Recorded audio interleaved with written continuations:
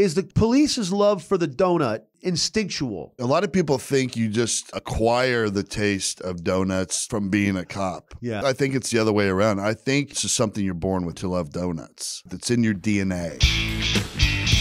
As a 22-year veteran of the police force, how qualified, like let's say that donut taster, donut critic, donut, respected positions in the donut media, paid a lot. Let's say they paid $300K to be part of it. Right. Do you think that the retired police officer would be the group of humans that would probably most easily mesh into a said organization that really rates the donuts?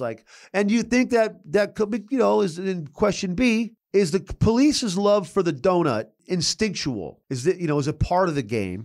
And is this why more retired police will be on the donut coalition than just a regular citizen who would apply? Yeah, a lot of people think you just acquire the taste of donuts from being a cop. Yeah, I think it's the other way around. I think that the cop industry is just attracting people that were born to love donuts. Yes, I mean you don't just like donuts, you love donuts. So it's just something you're born with. It's in your DNA. And then that also attracts the same person to being a cop. I mean, so it's just by... Now, from what I understand, it's kind of a fairly regular thing to cops to peel off of a car chase and head over to the donut shop. Am I right? Oh, yeah. Yeah, there's times where you'll just peel off one car because you have several cars in the pursuit. Yeah. So then you have to designate, usually you'll pick somebody who's running low on gas anyway. Yeah. You just sound off, hey, I'm going to have to fill up soon. Okay, cool. You go get a couple dozen on your way and then get back into the pursuit. And then you have to, your car, you have to make sure too that person has a fast, clean car because you have to be able to get beside the other cop cars during the pursuit to have your partner hand donuts out of the window. Yeah. To go. That's for the longer pursuits. Yes. I mean, Well, and that's one good thing about those style. The Taurus was notorious for that it was much easier to hand off things from window, from passenger to driver side window. Right. Right. You know what I mean? And that's all helped with the invent of power windows because when you had to hand crank the windows down and I mean, there were a lot of crashes then during donuts, pursuits. Yeah.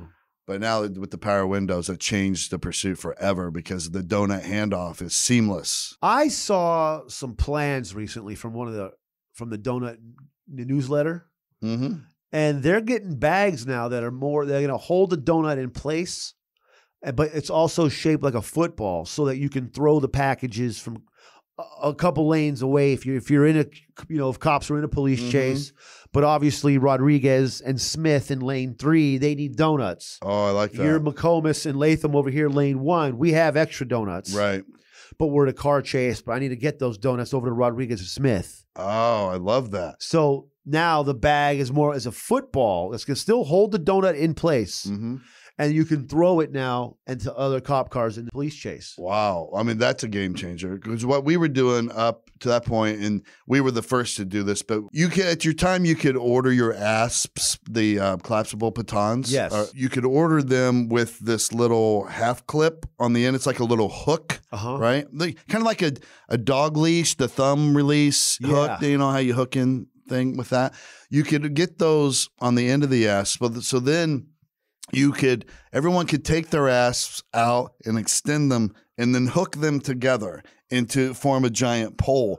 So you would slide the donut, by the hole on one end of the asp. Oh. And once you had gotten the asp pole to the other window of the other car, then you would start sliding the donuts on one at a time. Okay. And then just tilt it up so that they would slide down the pole into the other car. Okay. I like that. So you got like a little, almost like a paper towel rack. Yeah. But of donuts. Yeah. It's like a kebab, big kebab, but you're just picking whatever's next is your donut. Right. You're coming off the line hot. And that's why donuts have holes in them. That's why. Part of and then, I mean, a lot of people tried to link that to Lincoln. They tried to give Abraham Lincoln the credit for the hole in the donut, which never, I mean, I don't know if I buy it or not.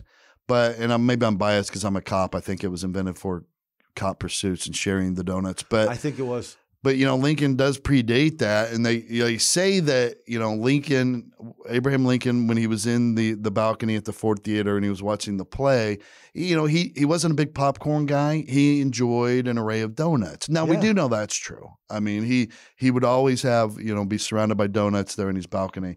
But they say that when he was shot from behind, he was actually – now, donuts didn't have holes then. That's the only thing. Yeah. They were just more like a pastry, a solid pastry. But when he was eating – a pastelle, if you will. Yes. He was taking a bite, they say, the moment he was shot. And when the bullet passed through his head, it went through the donut, creating a hole in the middle. And, they say when that was found at the crime scene afterward, they say that the police officers there, out of tribute to their favorite president of all time, they changed the donut from now on. The donut's going to have a hole in the middle. That's a very brave story. Abraham Lincoln.